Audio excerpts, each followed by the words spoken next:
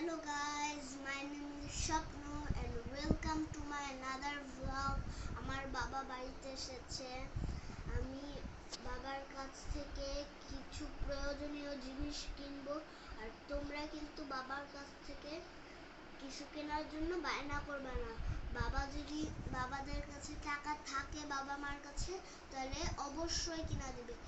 আর আমি কি কিনেছি দেখে অবশ্যই লাইক, কমেন্ট এবং সাবস্ক্রাইব করবে। আসুন।